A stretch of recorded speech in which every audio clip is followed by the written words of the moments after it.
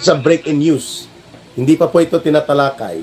Yung nauna pong acting ombudsman, dahil nag-retire na po si Ombudsman Justice Martirez noong July 27, may naunang naitalaga na acting ombudsman, no?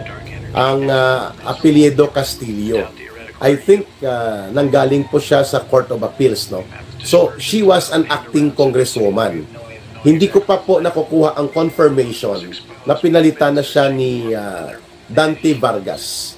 Si Dante Vargas po ay matagal ko nang naririnig na ito ang gagamitin nila Marcos at Romualdez para ma-dismiss po ang mga kaso dyan na isinampa. May kaugnayan po, una ang kay Romualdez, tungkol po ito sa kanyang kaso sa pandaraya at paninindikato nila sa budget, yung GAA 2025 o yung Budget Bill of 2025 na sinampa po nila Attorney Topacio at ng iba pang mga abogado at mga concerned citizens, no, na hindi na po kanais-nais itong paninindikato at mga pandaraya sa budget na pinapalusot po nila Martin Romualdez, nila Saldico, at ginagawa nilang katayan ng pandaraya at pandarambong sa budget ang slaughterhouse na House of Representatives. So may kaso po yan sa ombudsman, ano, criminal, at mayroon din pong administrative patungkol sa kanilang posisyon. At ang isa pang kaso po na isinampa, laban naman po sa grupo nila Secretary Boying Rimulya, patungkol po ito sa pagpapadukot ng illegal, pagpapatapon at pagpapakulong ng sapilitan at illegal kay former President Rodrigo Duterte upon the recommendations po ng Senate Committee on Foreign Relations, mga kababayan, sa pangunguna ni Senator Amy Marcos. So, I think kasama po si General Diwata Torre at sina General Marbil, yung nag-retire na attack dog ni Marcos at nila Romualdez at nila Remulla, yung pinalitan ni Torre. So, mga kababayan, ang mga malalaking kaso na ito laban sa matataas na opisyal ng gobyerno, pending po ito sa sala ng ombudsman o sa opisina ng ombudsman, no? Mukhang napalitan na nga si Castillo, no? 2 days ago, nakatanggap ako ng informasyon sa very close na ally ko at reliable sources of information, no? Na si Justice Castillo, ex-Justice Castillo, ay umalis na sa pagka-acting ombudsman. Hindi ko alam kung nag-resign din po siya, Marga M. and Ben Dogwe, sa pagiging acting ombudsman niya lang o sa pagiging bahagi ng ombudsman, no? So ngayon ang pumalit ito si Dante Vargas, no?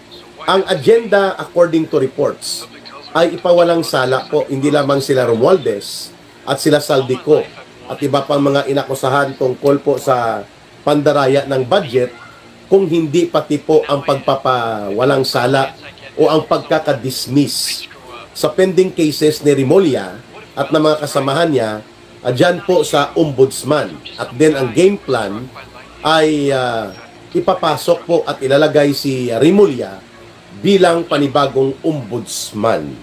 Ito po ay may fixed term, I think, na 6 na taon. So, kahit wala na po si Marcos, kung matutuloy itong mabangis na balak nilang sakmalin ang pamunuan sa pagiging ombudsman, mga kababayan, edi until 2031, nandyan pa si Rimulya sa pagiging ombudsman at ipapasiguro niya na hindi maaakyat o magkakaroon ng pag-usad ang anumang kasong kriminal na isasampa ng mga mamamayan o ng mga concerned sectors laban kay Marcos. Kaya may kumakalat ngayon ng mga messages sa chat group, nakikita ko na hindi po bababa sa between 7 million ang operational cost nito. Mababa po yung 7 million, baka doble or triple yun, baka mga 20 milyones ang ginastos dito. At kung sinong gumastos, alam nyo na kung sino may interes. Sino bang may interes na umupo bilang ombudsman? Si Boying Rimulya. Maliban sa pagkakapal ng mukha ni Boying Rimulya, na gusto talaga niya mag-ombudsman din, ay sino pa bang may gusto? Hindi po ba sila Romualdez, sila Marcos? So maliit po yung 20 million kaysa 7 million pa nga na binabanggit, ano? Pero mukhang ang 7 million ay deposit. Deposit yon para itong acting ombudsman na si Dante Vargas ay i-dismiss ang kaso ni Boying Rimulya next week, mga kababayan. This is a very sinister. Delikado po ito, may pagka mabangis, no? Sapagkat hindi na po kinikilala ang delikadesa, ethics, in the practice of government functions.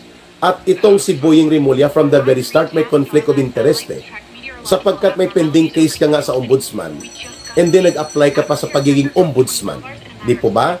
So that is a very clear violation doon sa Code of Ethics and Professional Conduct ng isang opisyal ng gobyerno. Pero ang una pong nawala sa mga opisyal ng gobyerno, lalo na sa mga matataas, ang katungkulan sa gobyerno ni Marcos ay ang pagiging walang hiya. Yan ang mahiya, kaya naging walang hiya sila.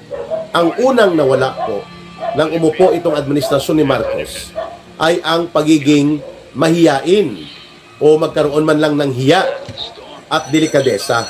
Ang mga opisyal ng gobyerno na wag magnakaw, wag mangdambong, wag maging durubo, wag makapal ang mukha, at wag gumamit ng abuse of power at ng conflict of interest, sige lang ipilit pa rin. Kaya naging walang hiya po ang karamihan na nasa opisyal ni Marcos Jr. Siyempre, ang pinakauna na pinakawalang hiya at wala pong anumang pagkilala sa tamang proseso ng pag-iral ng batas at yung tinatawag na Code of Ethical Standards and Professional Conduct among government officials, ang balasubas, si Marcos. Siyempre, kasama si Romualdez. Yun po ang pinakatotoo dyan. Ano? At malinaw mga kababayan na from the very beginning po, masama ang hangarin nila Marcos, Romualdez at nila Rimulya na payagan po at itulak na mag-apply sa pagka-ombudsman itong si Boying Rimulya sapagkat from the very beginning po, conflict of interest po talaga yan.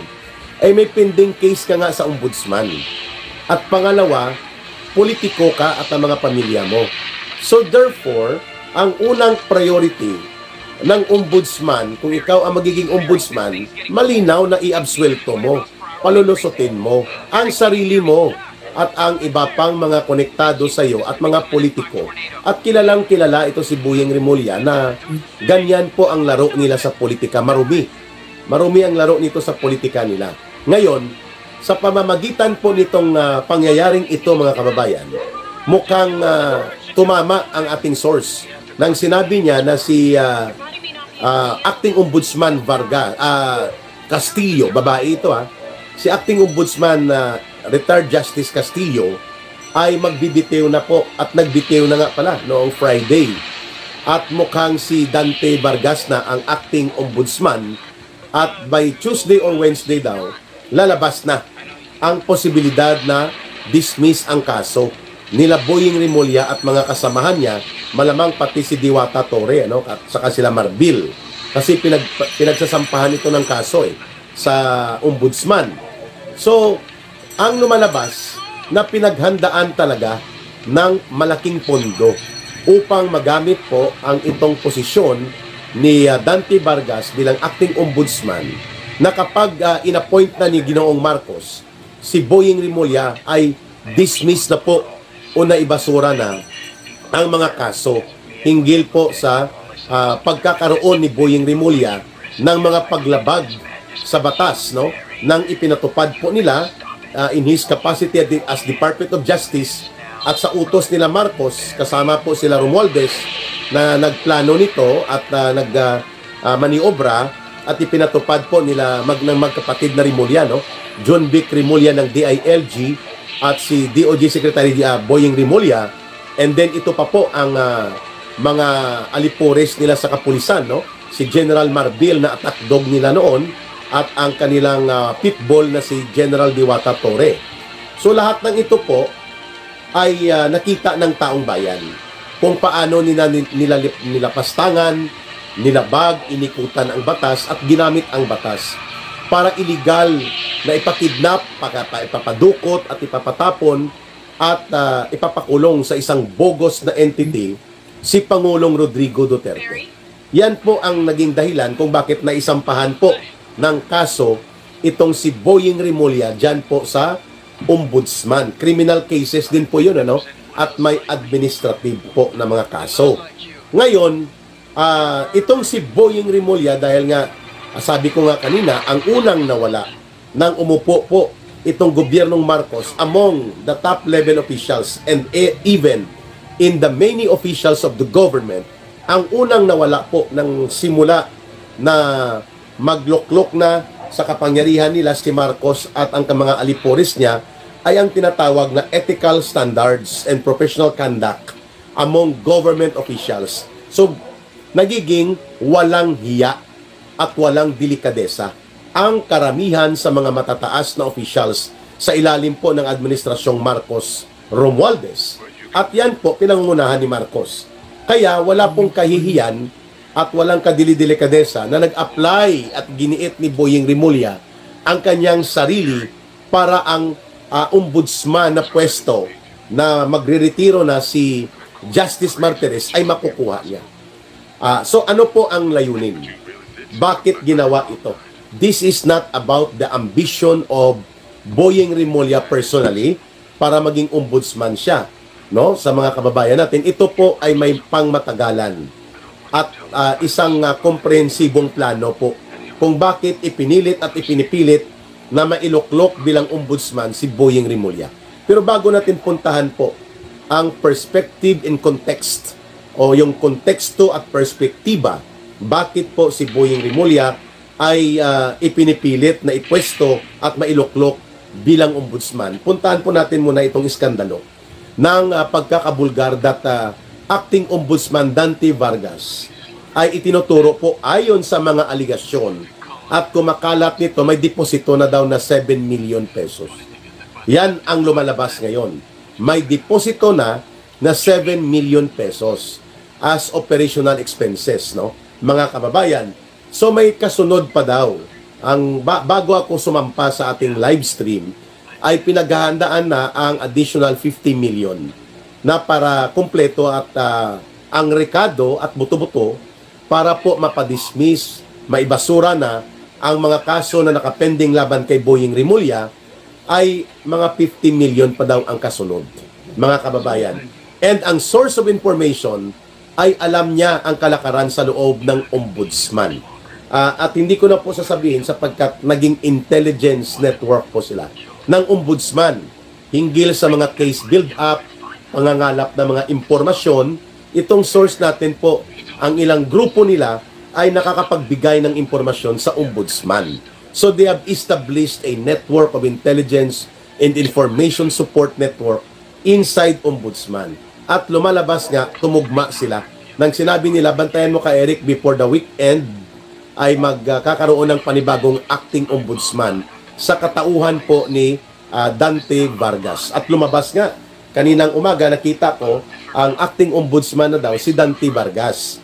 At by Tuesday or Wednesday ay mapa-dismiss na po ang mga kaso na kinakaharap po nila Boying Rimulya at na mga kasabwat nila. Para ang kasunod niyan, siguro mga a week after na, within the first week of September o middle of September, magiging ombudsman na ng tuluyan itong si Boying Rimulya. Bingo! Ibig sabihin po, hindi lang ito kay Boying Rimulya na plano. This is all along beyond the personal ambition only of Boying Rimulya to be appointed as ombudsman.